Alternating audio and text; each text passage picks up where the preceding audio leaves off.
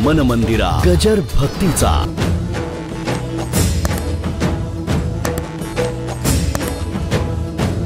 तुमचा पाय चांगला असताना तुमचं पायाकडे लक्ष जात नाही, पण पाय दुःख लागल्यानंतर ना असाच धरून बसता.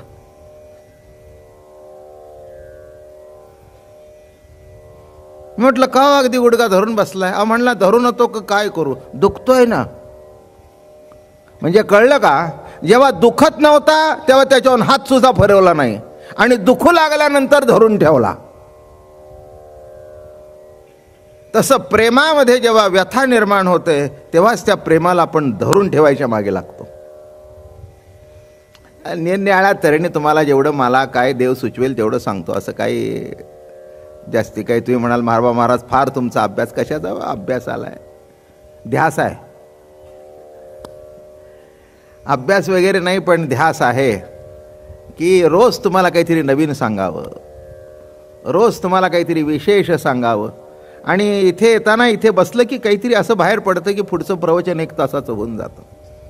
देवाची मोठी कृपा आहे. आणि एक सांगू का, आत्ताच मी कोणाला तरी म्हटलं, तुमची श्रद्धा असली की नाही घडतं. तुमची श्रद्धा आहे की बाबा महाराजांचं ऐकावं, त्या श्रद्धेमुळे ती श्रद्धा माझ्या मुखातून बाहेर पडते, दुसरं काही नाही. तुम्हाला वाटतं ना चांगलं ऐकावं, तुम्हाला वाटतं ना 1 तास जाऊन समाधान भेटावं, त्यामुळे ते प्रकट होतं. तसं बाबा महाराजांचं काही नाही आहे बरं का. इथे बसल्यानंतर फार मोठा आनंद मिळतो. तुम्हाला तर मिळतोच, पण मलाही मिळतो, मलाही मिळतो, जरूर मिळतो. आणि मिळतो म्हणून कार्यक्रम करतोय, नाही तर तसं काही आवश्यकता नाही. देवाच्या कृपेने अपने मंदिर में बैठ बैठ करतेही करू शकेन. पण 2 गोष्टी आहेत. माणसं जोडली जातात, माणसांचे संसार सुखाचे होतात. एखाद्याच्या जीवनामध्ये परमोच्च दुःख आलं असेल तर श्रद्धेच्या माध्यमातून ते निवारण होतं, त्याला कुठेतरी वाटचाल सापडते. माणसं माळा घालतात, माणसं वारकरी होतात, बुडलेले संसार असे वर तरुण निघतात. पुष्कळ झालं. तेवढी योग्यता आहे का नाही, तेवढी लायकी आहे का नाही, तेवढी माझी ताकद आहे का नाही. माझी ताकद बिलकुल नाही आहे, पण ताकद हरिकथेची आहे. जी ताकद आहे ती हरिकथेची आहे. एक लक्षात ठेवा, ज्ञान साधन आहे, परमात्मा साध्य आहे. कर्म साधन आहे, परमात्मा साध्य आहे. योग साधन आहे, परमात्मा साध्य आहे. आणि श्रवण हे साधन नाही, श्रवण ही भक्ती आहे. बोलणं नीट कळतंय का तुम्हाला? काय म्हटलं मी? नवविध भक्तीमधले पहिली भक्ती कोणची आहे? म्हणून तुम्ही हे साधन करताय का? नाही, ही भक्तीच आहे. हे मूळ मुद्दा लक्षात घ्या. काही ना काय वाटतं की आम्ही ऐकायला, नाही नाही, ही आरी कथा, ही श्रवण भक्ती घडते तुमच्या हातून. ज्ञानाला साधन म्हटलंय, परमात्मा साध्य आहे. जप तप करणं हे साधना आहे, परमात्मा साध्य आहे. इथे नाही, श्रवण ही भक्ती आहे. आणि म्हणून इथे परमात्मा, जिथे हरिकथा चालू आहे तिथे परमात्मा प्रत्यक्ष आशीर्वाद देण्याकरता उपस्थित असतो. फक्त तुमची श्रद्धा पाहिजे, नसेल तर दिसायची नाही. म्हणून लक्षात ठेवा, श्रवणाला कधीही साधन म्हणू नका, ही भक्ती आहे. आलं का लक्षात? आणि जसं जसं आपली श्रवण वाढतं म्हणजे भक्ती वाढते, तसा एक एक विषयाचा उखाल होतो, एक एक पाकळी खुलत जाते. पहिल्यांदा श्रवणाच्या मिसे बैसावे, येऊन बसा. मग एक रोप लावलं, मग त्याला रोजच्या श्रवणाने पाणी घातलं, मग 1-2 पानं आली, जरा झाड वाढलं. कालांतराने एक कुठेतरी कळी आली. मग त्या कळीवर लक्ष ठेवून, म्हणजे आपण आपलं समजावं, आपल्या अंतःकरणामध्ये कुठेतरी एक कली उमळते भक्तिप्रेमाची. आपणच म्हणतो ना, अहो मला काही कळतच नव्हतं, मला इतकं आवडत पण नव्हतं, पण आमची बायको म्हणाली. असं सगळ्याच्या बाबतीत नाही. काही पुरुषांच्यामुळे बायका आला, क्या बायकांच्यामुळे पुरुष आले, असे दोघं मिळून आले आणि आमचे हॉल भरला. काय घडलं? हो, काही पुरुष काही इतके काही आपलं चल जा तू आपले कथा काय ऐकायला जा काहीतरी कर. मग ती म्हणली अहो तुम्ही असं कसं नको तुम्ही समजू नका उगीच काहीतरी येऊन तर बसा तरी बसा लागल्यावर म्हणला बरं वाटलं बरं का. मग बरं वाटून इथे घरात काहीतरी बघण्यापेक्षा चला की माझ्याबरोबर. झालं सुरू झाली वारी सुरू झाली 1 महिन्याची. 1 महिन्याची वारी सुरू झाली. लक्षात ठेवा की मुद्दा लक्षात घ्या की इथे आपल्याला आपण हे साधन नाही आहे, आपण ही करतो ही भक्ती आहे, ही श्रवण भक्ती आहे. आणि म्हणून त्या श्रवण भक्तीच्या माध्यमातून एक एक भगवंताच्या स्वरूपाचं दर्शन रूपाचं दर्शन करत करत करत करत त्याच्याशी एकरूप होणं. शेवटी एक दिवस आयुष्या शेवटी पायासवे भेटी. एक दिवस असं होऊन जाव की हे जे श्रवण केलेलं आहे ते श्रवण इतकं रोमरोमामध्ये मुलावं की कालांतराने मुलं बाळं जवळ असतील, घरदार जवळ असेल, पण असून सुद्धा त्याच्यामध्ये जैसे जळात पद्मपत्र असा तो राहील. आणि उत्तर आयुष्यामध्ये शेवटच्या काळामध्ये त्या प्रभूशी श्रवण भक्तीने एकरूप होईल. हेच भागवताचं सार आहे. परीक्षितीचा शेवटचा काळ आहे. मी काय बोलतो लक्षात आलं का मुद्दा. परीक्षितीचं आयुष्य संपलेलं आहे. 7 दिवसाचं आयुष्य बाकी आहे. पण 7 दिवस श्रवण केलेलं, भक्ती घडली त्याच्या हातून. आणि भक्ती नुसती घडली नाही, संताचे संगती मनोमार्ग गती. शुक महामुनीच्या संगतीमध्ये ती भक्ती घडल्या कारणाने अंतकाळाच्या वेळेला देवाचं स्मरण करण्याची गरज नाही आहे. तुम्ही म्हणाल बाबा महाराज शुद्धीवर आहात का? पूर्ण. हे जे सगळे सांगतात ना अंतकाळी स्मरण कर, बिलकुल तुम्ही करू नका. इथल्या कोणीही देवाचं स्मरण करू नका. लिहून ठेवा माझा. आज बाबा महाराजांनी असं सांगितलं 21 तारखेला की देवाचं स्मरण करू नका. आणि खाली लिहा त्यांनी पुढे असं सांगितलं, रोज जर तुम्ही माझं स्मरण कराल तर अंतकाळाच्या वेळेला मी तुमचं स्मरण करीन. हे लिहून ठेवा. आयुष्यभर जर तुम्ही माझं स्मरण कराल तर शेवटी मी तुम्हाला कसं विसरीन. अरे मला कळत नाही का, अंतकाळाच्या वेळेला वात पित्त कफ याचा असर असतो. वात आहे, पित्त आहे, कफ आहे, असर असतो. बुद्धी चालत नाही. अशा वेळेला तू माझं स्मरण कसं करशील. पण नित्य नेमाने तू श्रवण केलंस, माझं चिंतन केलंस, काळजी करू नकोस. शेवटी मी तुझ्या समोर येऊन उभा राहील. हेच श्रवण भक्तीचं श्रेष्ठत्व आहे. याच्या करता परीक्षिती राजाला सांगितलं, ऐक राजा, तू नुसतं ऐकत राहा, तू श्रवण करत राहा, पुढची चिंता तू करू नकोस. पण नुसतं चिकित्सक म्हणून येऊ नकोस. मनोभावे ऐक. तनु मनु शरण विन टलो तुझे पायी, बाप रखुमा देवी वरा विठ्ठला वाचोनी आणुने काही. तनु मनु शरण विनटलो तुझे पायी. तनु मनु शरण ये. बस लक्षात ठेवा, नुसती साधना म्हणून करू नका. ही माझी भक्तीचा भाग आहे. या दृष्टिकोनातून घ्या. इथे देव भेटायचा नाही. देवाच्या प्रतीतीची जी कळी माझ्या झाडाला लागलेली आहे ती रोजच्या श्रवणातून उमलावी आणि एक दिवस असा फुललेला गुलाब व्हावा त्याचा. एवढंच हेतू आहे बरं का. इथे देव बिव भेटायचा काही नाही आहे. देव भेटायचा कोणी जर इथे म्हणला, रागवीन मी तुम्हाला. कसा देव भेटायचा म्हणता? जो कधी तुम्हाला सोडूनच गेला नाही तो कसा भेटणार बाबांनो.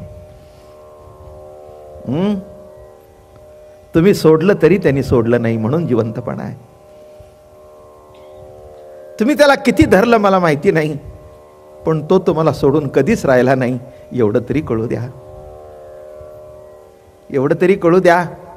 तुम्ही किती धरलं मला माहिती नाही. कुणी बायको करता धरला असेल, कुणी मुला करता धरला असेल, कुणी सत्ते करता धरला असेल, कुणी पैसा करता धरला असेल, पण त्यांनी तुम्हाला या कशा करताच धरलं नाही, फक्त तुमच्या अस्तित्वाकरता तुम्हाला धरलं. तुम्ही जिवंत असावा. काही कळायला नको त्या माणसानं वाटतं हे नको. अरे तुला नको करून काय करतंय, त्याला वाटतंय ना पाहिजे.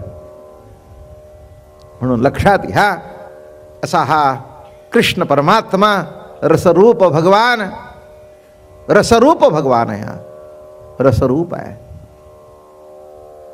तुम्ही वैकुंठामध्ये गेलात तर तुम्हाला सिंहासन अधिष्ठित परमात्मा दिसेल.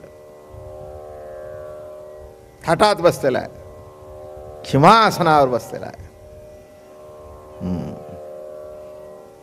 बरं का, जेव्हा ती गवळ्यांची पोरं होती ना, जेव्हा आता पुढे किती होतंय कोणाला माहीत, मथुरेला जेव्हा गेले की नाही, आणि त्यांनी बोलवणं पाठवलं की तुम्ही मथुरेला या.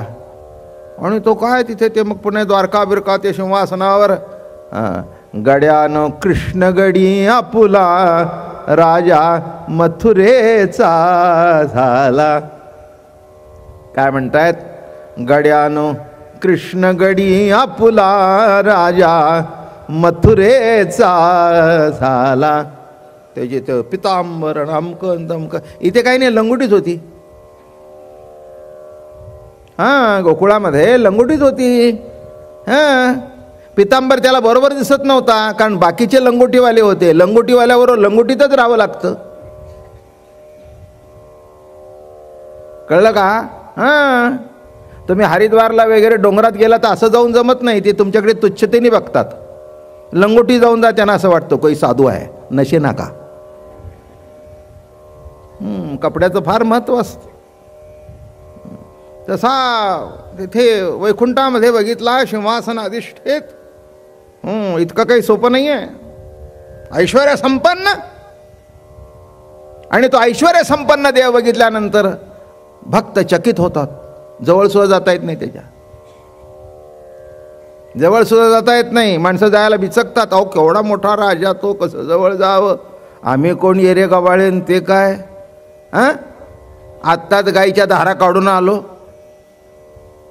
हां, ते साबण लावून हात धुवायचंही माहिती नाही, आणि हा तर राजा मथुरेचा झाला, सिंहासनाधिष्ठित झाला. हां, म्हणून विश्वाचा जो अधिपती आहे तो असा सिंहासनाधिष्ठित आहे.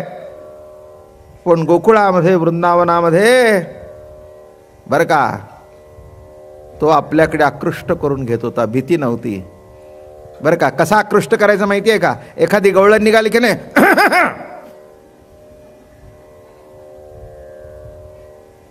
काय करायचा, मुद्दाम खाकरायचा की सगळ्यांनी ओळखायचं. बघू नकोस मागे तोच आहे. आणि त्या खाकरण्याने ऐकलं नाही तर दगड घ्यायचा. काय गंमत आहे. त्याने विचारला, एवढा जोरात का मारलास, मग वळून का बघितलं नाहीस? काय लिहिलाय लक्षात घ्या. हां, इथे जागाचं हलत नाही, आणि तिथे घराघरात फिरला.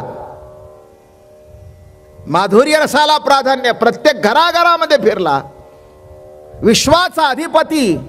काय कमी आहे? लोकांच्या घरामध्ये जाऊन लोण्याचे गोळे चोरून खाल्ले. त्या चोरून खाण्याचा हेतू एकच आहे, त्यांना आनंद मिळावा. शेजारच्या घरामध्ये चोरी झाल्यानंतर इकडची म्हणायची, माझ्या घरात कसा येतो, कसा येतो नाही, ये हे आमंत्रणच. कळलं का?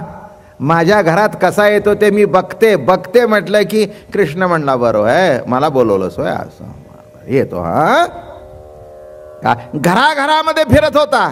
नीट लक्षात ठेवा, इतकं काही सोपं नाही आहे.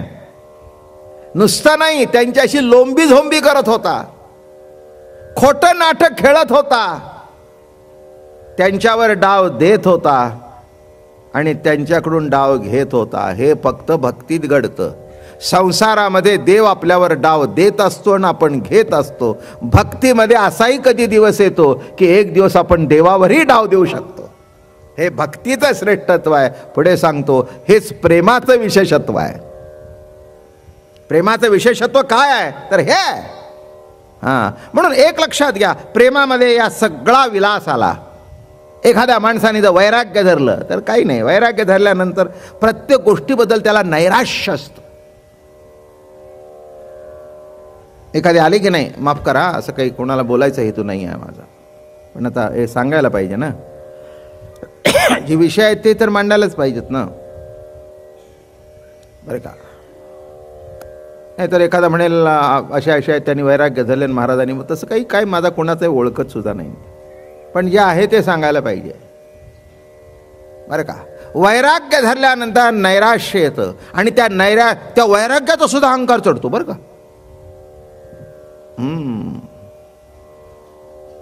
आम्ही कांदा खात नाही, आम्ही लसूण खात नाही, आम्ही कोणाच्या हातचं पाणी पित नाही, आम्ही आमच्या हाताने करून खातो, आम्हाला कोणाचं चालत नाही, याचा सुद्धा अहंकार होतो. नीट लक्षात घ्या. मी काही कोणावर हे म्हणत नाही, पण वस्तुस्थिती अशी आहे. कांदा खाणारा बिचारा कांदा खाऊन मोकळा होतो, तो कांदा खाल्ला हेही विसरतो. पण जो खात नाही ना तो सांगतो आमच्या जेवणाची व्यवस्थेमध्ये आम्ही कांदा खात नाही बरं का.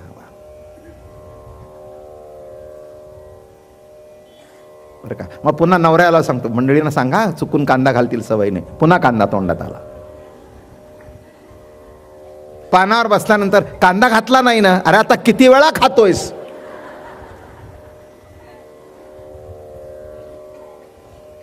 हा अहो, जो खातो तो खाऊन मोकळा तरी होतो, हा सतत कांदा त्याच्या डोक्यात.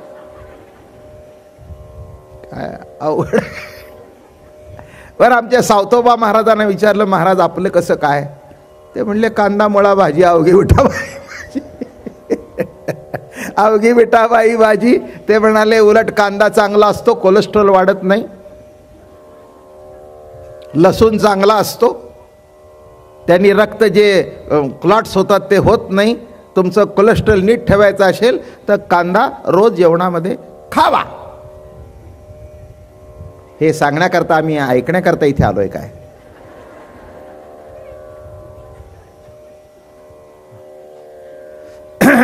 बर चला. यशोदे घराकडे चाल मला जीव घाल. मी कशाला काय, मी काही पुराव्याशिवाय बोलतो काय? तर मी ते तुम्हाला काढून दाखवीन. नामदेवरायचा अभंग आहे. यशोदे घराकडे चाल मला जीव घाल, वांगे भाजूनी भरीत करी आणि वर कांद्याची कोशिंबिरी. अभी क्या करेंगे बोलो. मग एक बाबा महाराजाला खोटं ठरवा, नामदेव महाराजाला खोटं चलवा. चला ठरवा खोटं नामदेव महाराज. वांगे कदाचित हे चातुर्मास सोडून कार्यक्रम असेल. वांगे बाजूनी भरीत करी. म्हणून बघा ते वारीत आमच्या कुठेतरी ती वांगे नवमी येते काहीतरी, का कांदा नवमी काय असेल ते असेल, कांदा नवमी. आणि ते वांग्याचं काय ते केव्हा तरी येतं, वांगे षष्ठी. बरोबर आहे ना? काय ते तुम्हाला पाळता म्हणून तुम्हाला माहिती, मला ती षष्ठी माहिती नाही. काय हा ते कांदा नवमी आमच्या दिंडीमध्ये कुठेतरी येते ना. बडते केव्हा येते? अहो ते सगळ्या त्या दिंडीत करतात की ती तुमच्या दुसऱ्या दिंड्या आहेत त्या दिवशी ते मुद्दाम कांद्याची भजी करतात, कारण का उद्यापासून खायचं नाही. उद्यापासून खायचं नाही म्हणून आज हाण. एक लक्षात ठेवा, हे काही उगीच असं उगीच वैराग्याच्या गोष्टी करायच्या. बायका कोणी आलं तर लांबून ठेवा.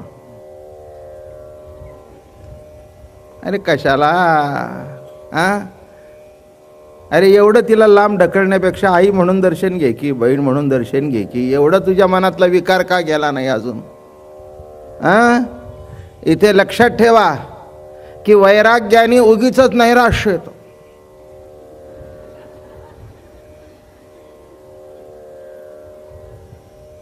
काय रे, बांगड्यांचा आवाज कोणाचा ऐकू येतोय? आत पाठवू नको, बाहेर ठेव. त्यांना म्हणावं बाहेरून दर्शन घ्या, आत यायचं नाही. आणि त्या आत इथे येऊन बसली आहे त्याचं काय?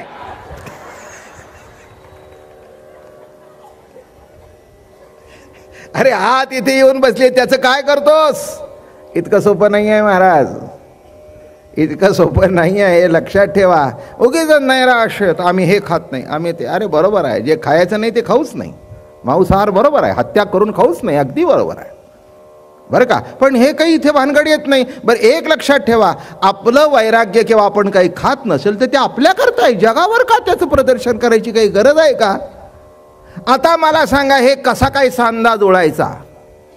वैराग्य आणि कृष्ण. म्हणजे मी काही दुसरं सांगत नाही तुम्हाला, हे मला ते काही कळलंच नाही. वैराग्य आणि कृष्ण हे कसं काय, म्हणजे काय, अहो कसं काय, हे जमू शकत नाही. कृष्ण म्हणजे हा निराळा आहे. भोग भोगिता हो सरले सकळ. भोग भोगून सुद्धा लक्षात ठेवा त्याच्यामध्ये इन्व्हॉल्वमेंट असेल तर भाग आहे, बाकी इंद्रियाचा जो भाग आहे तो होत राहतो. म्हणून ब्रह्मदेवानी सांगितलं, ज्ञानेश्वरी काढून बघा, इंद्रिया तेन कोंडी भोगा तेन सोडी, अभिमान संडी स्वाजातीचा, कुळधर्म चाळी विधी निषतपाळी, मग सुखे तुझं सरणी दिले आहे. पर एकण परी मने वाचा देहे, जैसा जो व्यापार होय तो मी करीतो ऐसे न म्हणे. झालं वैराग्य. मी करतो असं म्हणू नकोस. मी करतो म्हणलंस की भोगी झालास, आणि मी करत नाही प्रभू माझ्याकडून करून घेतो म्हटलं की वैराग्य प्राप्त झालं. एवढं लक्षात घ्या. याचे विकृत अर्थ करायचे नाहीत. म्हणजे ते एखाद्याचा खून करायला माझ्याकडे आला, मी ते कुठे केला, प्रभूने केला, त्याचंही उत्तर देतो ना, त्याचंही उत्तर देतो ना. नाही कशाला, तेही तुमचं शंका निरसन करून टाकतो बरं का. मला आठवतं, मी कालच आमच्या चिन्मयला सांगितलं, आम्ही जुन्नरला गेलो होतो, सहज चर्चा चालू होती, आमचे अप्पा महाराज होते, आणि एक मनुष्य आला, म्हणाला सगळं प्रभू करतो, मग काही करावं का, काहीही करावं का? अप्पा म्हणला, हो सगळंच प्रभू करतो, काही करावं का? म्हणले करा. नाही म्हणले, तुमच्या मनात काय येतंय? ती रस्त्याने बाई धरली, जाऊन तिचं पदर धरा म्हणले. नीट लक्षात ठेवा, काहीही करा, मी नाही म्हणत नाही, पण तिथल्या ज्याचा जो प्रसाद आहे तो घ्यायलाही तयार राहा ना. काय हा, देव करतो, पण प्रत्येक देवाचा प्रसाद ठरलेला आहे. दत्ताचा पेढाच, गणपतीचा मोदकच.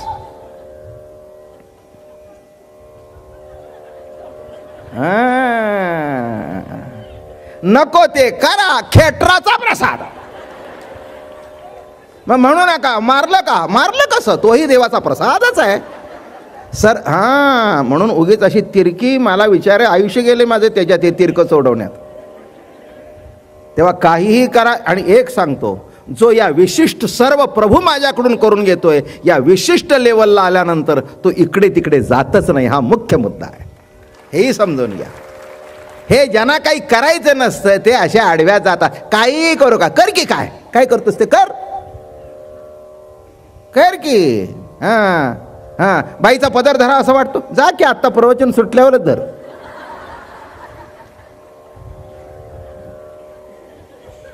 काय होतंय ते बघ. वारकऱ्याची पताक नीट असते तेव्हा नीट असते, पण प्रसंगी ती उलटी होते. नीट लक्षात घ्या मी काय म्हणतो ते. म्हणून कोणचंही ऐकताना विकृतीने ऐकू नये किंवा उलटसुलट अर्थ करू नये. त्याच्यातला जो मतिता अर्थ आहे तो लक्षात घ्या. तसं वैराग्य सांगताना काय त्याच्यातलं वैराग्य आहे ही ज्ञानेश्वरी सांगते. मी करतो ऐसे न म्हणे, का करणे का न करणे हा गवे तोच जाणे. काय घडावण काय करू नये हे तो जाणतो. कारण का विश्व चळत असे येणे परमात्मे. विश्व जे चालू आहे ते ईश्वरी सत्तेच्या आधाराने चालू आहे, एवढं लक्षात घे. म्हणून वैराग्यामध्ये नैराश्य निर्माण होतं. मग त्याला असं वाटतं हे नको, ते नको, ते नको, ते नको, ते नको, ते नको, ते नको, ते नको. आणि टिकलं तर टिकतं. पण एक सांगू का, देहाने जरी त्याग घडला तरी मनाने घडत नाही. मन कुठेतरी इकडे तिकडे चंचल होतच. देह धरेल, कंट्रोलमध्ये धरेल. काही तसे इथे आपापल्या रीतीने आपण कंट्रोलमध्येच आहोत, म्हणून सज्जन आहोत ना, नाही का. इथे बसलेले जे स्त्री पुरुष आहेत आपापल्या रीतीने जे काही एक समाजाची पद्धत आहे, लग्न संस्था निर्माण झाली, आम्ही लग्न केलं, पती पत्नी आहे, तिच्याशी संबंध आहे, 2 मुलं बाळं आहेत, जे काही धन जसं कमवायचं त्या पद्धतीने कमवतो, आनंदामध्ये दिवस घालवतो. म्हणजे इथे भोगही नाही आणि इथे त्यागही हां, बरोबर समत्वानी चाललेला आहे. म्हणून नुसत्या जर त्यागाच्या गोष्टी केल्या तर त्या जमत नाही. तो त्याग केव्हा तरी उफळून बाहेर पडतो आणि मग मोठा अवघड होऊन जातो. त्यापेक्षा भोग जो योग्य पद्धतीने आहे तो भोग घेत गेला. मी तुम्हाला सांगू का, ज्ञानेश्वरीच्या पारायणाला बसलाय आणि तुमच्या पोटात गोळा उठलाय, भूक लागली, चहा काहीतरी पाहिजेच, सरळ उठावं, ते पारायण अर्ध सोडलं का विचार करू नये, बंद करावं, चहा पिऊन यावा, पुन्हा लक्ष नीट लागतं हो. 10 वेळा चहाकडे चित्त जाण्यापेक्षा, मी बघितलं हे पारायणामध्ये, ते त्यांना माहिती असतं ना एवढं की ते बघतं पहिल्यांदा चहाचा कॅन आलाय का तिकडे. मी म्हटलं तू इथे बसलायस का तिथे बसलाय, त्यापेक्षा चहा घेऊन येऊन बस, पुढचा 1 तास तरी सुखात जाईल. मन मंदिरा गजर भक्तीचा.